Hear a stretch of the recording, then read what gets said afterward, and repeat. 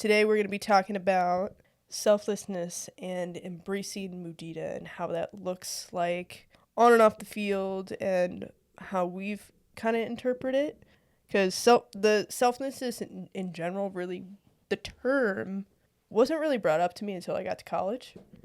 I feel like it was one of those things where it was never like talked about when I was younger, but it was just something that it was inherently almost like understood. It was never like something that was a topic that was talked about. I don't know if you like have ever experienced like was selflessness or being selfless as a player, was that something ever talked about before college or in college for you? I don't necessarily think it was brought up like at the forefront of like playing. Mm-hmm. I think like growing up, it was always like, how many goals can I score? How many this? How many that? Like, what are the accolades? And I still think that that's an environment in which a lot of sports are thriving off of, like environments at least, because like we're so focused on performance and stats and this and that and Oh, whatever. 100%. And so like athletes get trapped or stuck in this mentality of like, if I don't perform and if I don't do my absolute, best and like show off to everyone, Sure. then I'm not gonna get playing time. You know what I mean? That's a good point. And that's what kind of like comes back to me. Mm-hmm. I think as I was growing up, I couldn't really grasp that concept. Plus, I mean, when you're young, you don't really have the prefrontal cortex. You have this, now that we're like, that is getting true. a You're little older into our 20s. A lot more mature. Absolutely. To that point, like I feel like if someone told me like at 14, like, oh yeah, by the way, like we're trying to embrace selflessness and Mudita, by the way, means selfless joy. So it's like finding enjoyment and fulfillment in the success of others, essentially. But I think definitely from a younger age, it's hard to grasp, right? Like it's really hard to grasp at a younger age. Like probably under high school, you're probably not getting that or much of that, unless it's taught in your house. Not to take away from any of that, but when it comes to the sports realm, at that age, you're trying to, get into the competitive side of sports. You're trying to get on the best teams. You're trying to get, seen by college coaches. And you kind of lose that sense of selflessness in sports, right? Like that age is really, really hard. And I think when you transition to college level, some coaches are more favorable to being selfless and like teaching that and making you a better rounded person to be a better rounded athlete. But that's not always the case. I've been on teams where it's definitely hasn't been something that's taught.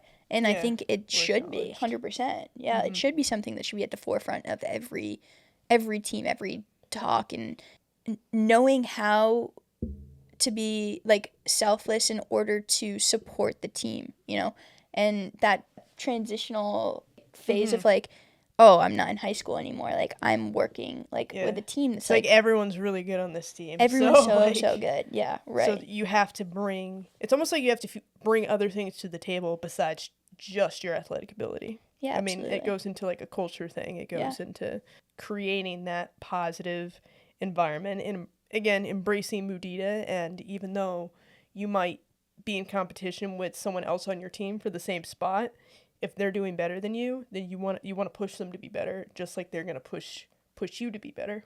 Yeah, I always wanted to play around the strongest and best players. I never got a lot of fulfillment from being the absolute best on the team. And I don't know if that's just like me, but like even in high school and stuff, like my high school team wasn't good, and so I was considered one of the better athletes. And the same with me as well. And I had played like varsity soccer since I was a freshman, which is crazy. That never happened in my hometown. Like freshmen didn't play in varsity, but I was playing. And so when I transitioned to college, like it was hard to like, these kids are like 22, 23, they're seniors, and there's a huge maturity thing there from like a freshman, like first semester to like senior, their first semester. It's like, whew. Huge difference. And there's definitely a maturity in there as well in terms of, and I think that's why you have to, I feel like from a coaching perspective, you hope that with that maturity level that there is a reason why those older athletes, your seniors, are looked at as those leaders from an experience standpoint, but it could also be from a maturity standpoint. Right. But it's again, fostered from the coaching staff, right? Like, that all starts from the coaching 100%. Staff. That selflessness needs to be from the coaching staff 100%. That's not something that, like, athletes are just going to come in and be like, oh, I'm going to be selfless. Because everyone wants to score goals. Everyone wants to shine. Oh, yeah. Everyone wants to get the minutes. But it's like, okay, So what I was getting at with always looking for the players that are at the absolute best and like learning from them is that like there's nothing more humbling than standing by a player and like them just crossing you up, like on the soccer field at least, like, you know, like dangling through you or whatever, and then being like, wow, that was really good. I'm gonna get better at this so they can't do that to me again. Yeah, 100%. You know, but I can appreciate that talent, and I want to get to that level, but like I'm not there yet. And that's the selflessness that you need to look for, you know, well, and to push yourself, right? Well, and it's I would say it's even an off the field thing too. There was one instance, and actually I'll ask you this question before I tell this story. What is selflessness to you in terms of if you could describe what selflessness is as like a thing? Yeah. Like, what is it? I think it would just be putting yourself and your ego aside to benefit someone else or another group of individuals, knowing that you're taking something away from yourself, like knowing you have to know that you're losing something. You have to put something aside for the betterment of a group or another individual or whatever the other thing is. They gain from it and you lose from it. But then the cycle about it is that in the end, you also gain. Oh, 100%. You know what I mean? So like it's that loop of selflessness that comes back. What you give also comes back to you. And I think that's like where I feel like selflessness comes into play a lot, is that, you know, I have to take, you know, my ego or whatever it is at that point and be like, all right, let me check that and let someone else, you know, or their needs come before mine. So would you say that selflessness is something that can be taught? Absolutely, it's a skill. It's a skill. I like that. I was gonna go off that and say it's almost like a habit. Yeah. In a way, where it's something that you like almost inherently learn through. I want to say almost through osmosis. Like I remember like being on my team. I don't want to say like it was just something that it was always something that I was like aware of. Just I feel like there are certain aspects of some people are more. It's all. I would say a more awareness of others. Yeah. As well. Okay. Yep. If that makes sense, where it's like where some people may not have that innate or initial awareness of others, of like taking care of others, but I think it's something that can definitely be taught and be a habit more than it is like a skill or an action. Well, it's also I think there's a difference between like nature nurture stuff and then like you know, the like selflessness. Obviously some people just have more mature and like nurturing like attributes. That's fair. From a nature standpoint. Yeah, but you also like have to learn from someone how to put yourself, you know, aside for the benefit. So what would you say the best way to learn selflessness is? To see it, observe it, have other people around you be like, hey, like, you know, maybe even like call you out. You know, like if you're like, you know, you're just running around, zipping around, scoring goals left and right, but like in warm-ups, but the objective is to warm up your goalkeepers. You know, that's fair. Knowing those things, or like it, like I guess it's different because like when you're warming up, you like are also trying to warm up yourself. But if we've done 3 drills for the shooters and this one's specifically for the goalkeepers, like all right, like let's. Yeah, it's when we do specific things for those teams. Like we're doing, like we're doing a bunting drill. But the point of the bunting drill, maybe it's not necessarily for the batters. Maybe it's for our corners, and we have to put it in a certain spot. Then it's like, okay, this isn't about me. Yeah. This is about them. We had I remember this one, and it sticks out to me. I think we had talked about like selflessness and everything like that. And one of my teammates like, come on guys, we need to be selfless. It kind of stuck out to me where it's like selflessness isn't in action, but to your point, I guess it can be something where you can call someone out like, hey, now that I've reflected on it, it's like, okay, because my initial opinion was like selflessness isn't something that you do, it's just something that you are and something you become. It's something that becomes innate within you. But to your point, it could be something, I guess, both, now that I'm understanding, it could be something you could call out, be like, hey, like, we talked about this, you know, why aren't we... This is the goal, why picking up the equipment. It was one of those situations where, like, people were just, like, walking off, and there was equipment everywhere, and one of our senior leaders had said, like, hey, or I think she was a junior, I remember, like, was like, like, hey, we need to like be selfless and do this, where I guess it kind of rubbed me the wrong way, I feel like, at the time. But I think after having this conversation, I can understand the perspective, I guess, where she was coming from, of calling out, you know, like, hey, we need to do this better. Yeah. Which makes sense. Well, I think also there's a ton of different ways you can be selfish on a team. I think one of the best environments I've ever had on a team is when I played at Franklin Pierce, and the environment and the standard was set from the coaching staff. This is how we're going to behave. This is what we're going to do. We're going to be grateful. We're going to, show respect. We're going to be thankful. Like, these are things that are just standards, standard traits that we're going to hold. Thankful, grateful, humble. That was our mantra that year. We had like bracelets that we all wore. It was like, you always have these things, and then the other part of it was that it's just us. So like we're all working towards a common goal, and it all like kind of loops in together. So it's like, all right, as long as we have those traits of being thankful, grateful, humble, and like all working together, we're going to have a better end goal because we're all doing this to protect ourselves from the outside threats, which would be losing games. So, 100%. And to kind of wrap into that, one of the ways that we, all had that mutual respect and selflessness was that we each had jobs on the team. So we had things that we needed to do. And it wasn't just the freshmen. It was everyone. It was a bunch of, so like I was on the equipment team. So like we had to take equipment, pick things, make sure the equipment was at the field, blah, blah, blah, take it, do whatever, And it was, freshmen, sophomore, junior, seniors. Like it was everyone. It wasn't just like one, we would be like academic teams. We had like, so they did like help the people that like were having, failing classes or doing whatever. And then we had like, struggling. I don't know. We had like a bunch of random stuff. It would be like, whatever we needed to do to make sure that we were a well-functioning team. Yeah, but everyone was all a part of the whole. Absolutely. Everyone had a part within the whole.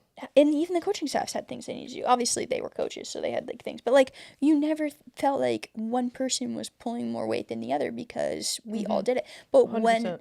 when you get to college, and I've had other teams where it's like the freshmen do everything. I had to do everything, so they have to do everything. I had that in high school. Like, we had to go up this very, very steep hill in order to get to our field. Yeah. And the freshmen carried everything. Yeah. And I was just like, I did it. Like, I'm not going to play. I'm like, all right, I get it. Absolutely. But as I got, like, when I was a sophomore and junior, I'm like, I don't like this. It doesn't feel... Yeah, like, why? I ended up actually, like, just helping the freshmen. And then another one of my teammates who was, like, my age too, I'm like, yeah, let's just, like, help them. Like, it would be so much quicker if we all did it together, right? Right. Like, we could all do it. They don't have to take 17 trips down this hill to do whatever they need to do. 100%. We all endure this struggle together. And in that sense, struggling makes you stronger.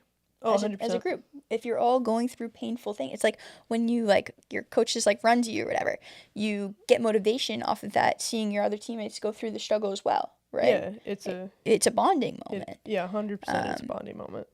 And so I think it's also funny to me because it goes kind of off of like I'm kind of obsessed with like heroes and villains. I am fascinated with them because they both come from a similar background of like going through a traumatic experience or something bad happened to them or something, like they have that event that was like, okay, this changed my life. The difference between the two is that a villain wants to get revenge and they want to punish the world for things that have happened to them. But on the other hand, a hero wants that to never happen to someone again. Like they want to ensure that life is better for people and that they have a better experience than the experience that they had. And I think that goes hand in hand with what we're talking about because for me, like I go through, like I said, 2 different teams. One was we all do things together and we figure it out together and we make sure that everyone's having a better experience day by day or year by year, and not, it's the same thing with like hazing and stuff. Like, it's not allowed anymore. It's like, why was that ever okay? Right? Why would I ever want to do that to someone else? Like, I want to make sure that they have a better experience and are more supported and don't have to go through as many like stressors and things like that. And then I have the other teams that are like, oh, they deserve it because I went through it. It's the same thing with the military. They go through that a lot with the military where it's like, oh, well, it happened to me, so it's going to happen to you.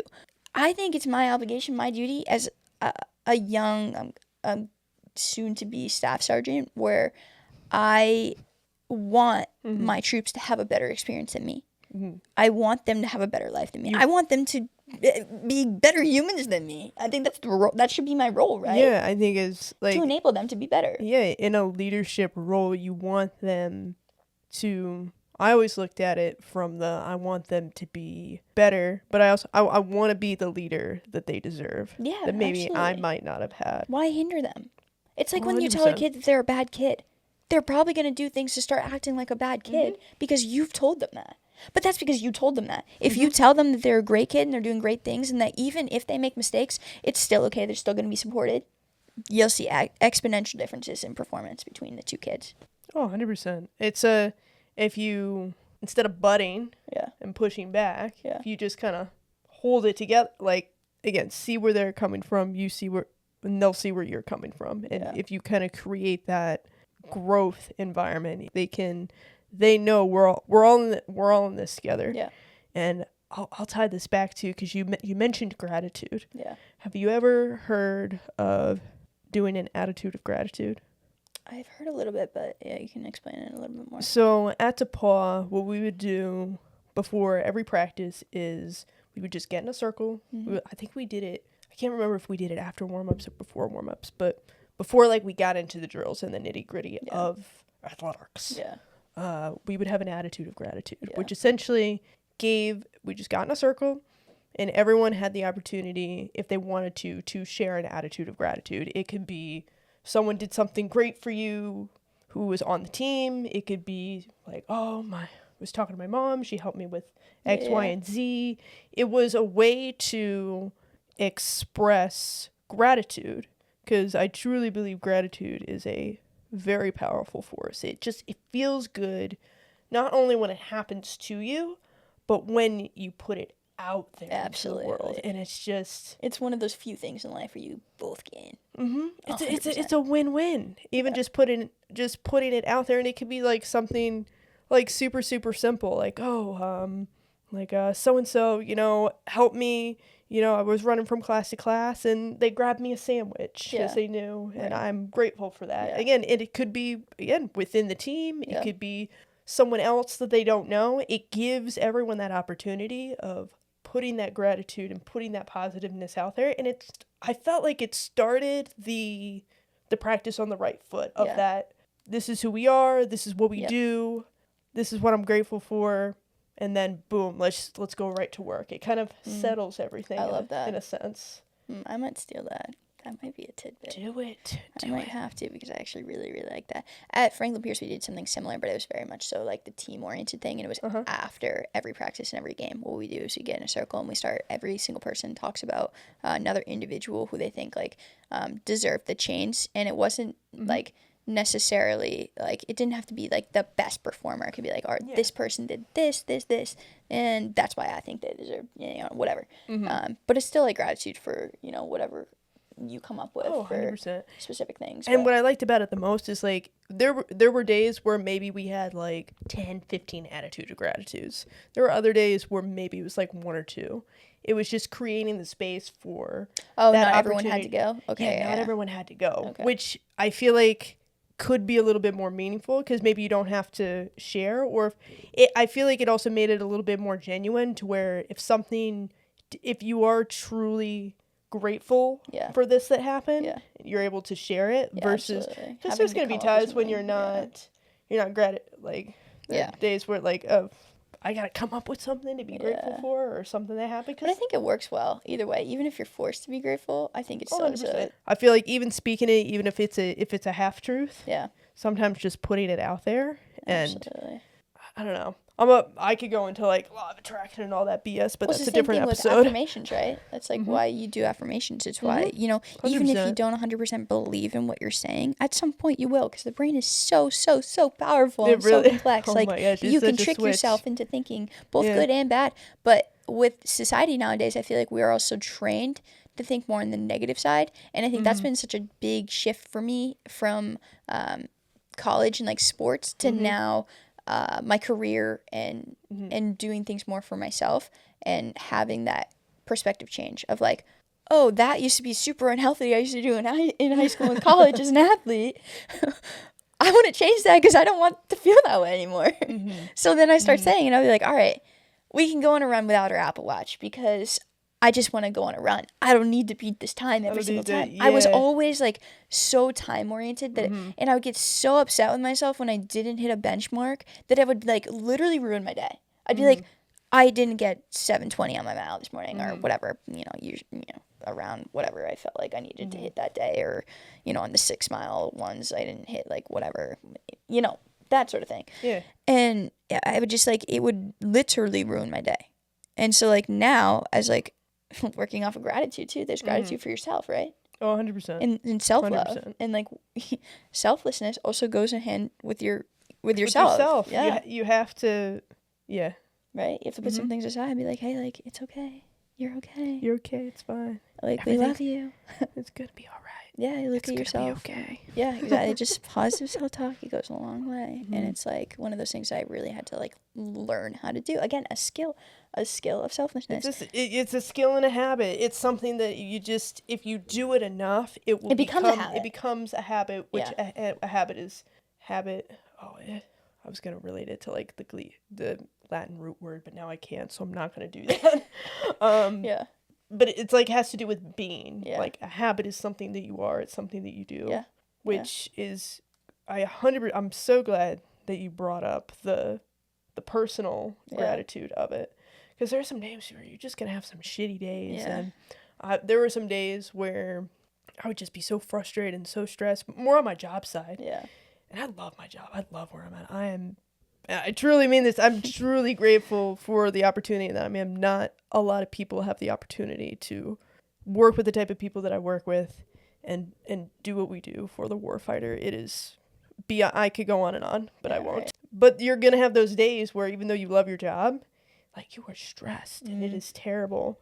And I remember I'd be calling my mom. I'm like, Mom, like, again, you have to vent. I feel like as a person, you have to vent. You get, as my coach will say, you have 2 to 5 minutes to vent. Then you're done. I usually say 8 minutes. I give 8 minutes max. Ooh, I like that. You got 8 minutes. Right, I'm gonna tell myself to feel that. Like, to feel it, to talk about it.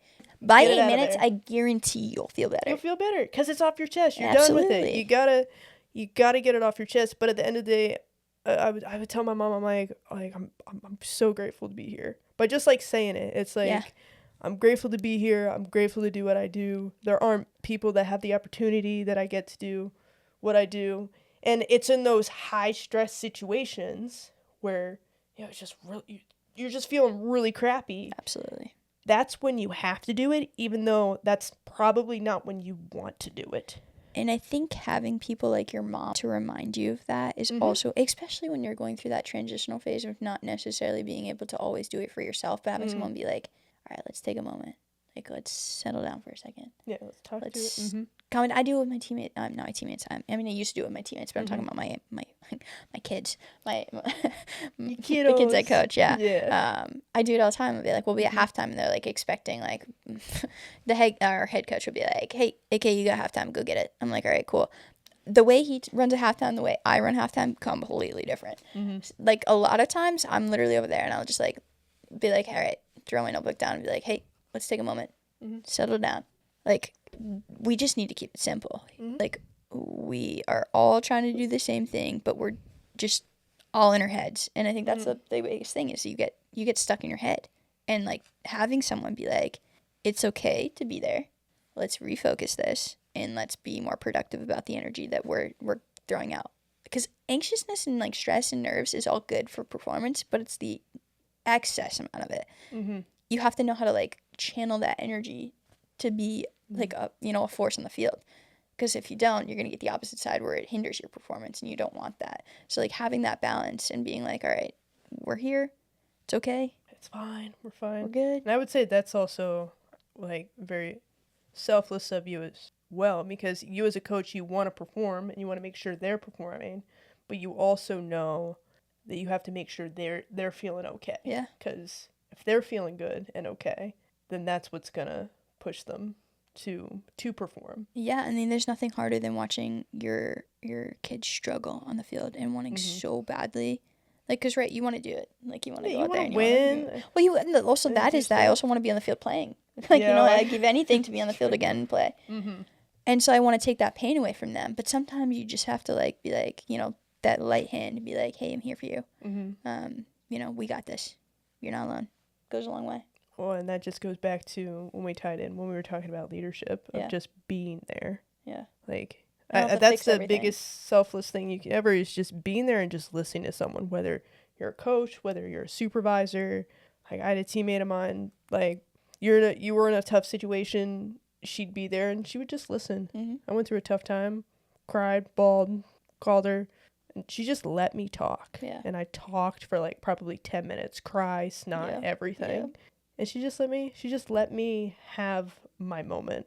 And then, again, then offer, advice and stuff like that. Same with my other supervisor, like super high stress. I think I talked about it last time on the podcast.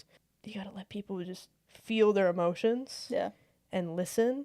I feel like listening is one of the best skills, and I would say one of the most selfless skills you can have is being an active listener. Because sometimes that's all people need. Sometimes people they don't even need or want advice. They just want to be heard. I would say for the most part, it's probably it, right? Mm-hmm. And I think Simon Sinek says it best. He said sometimes you just need someone to sit in the mud with you. Mm-hmm.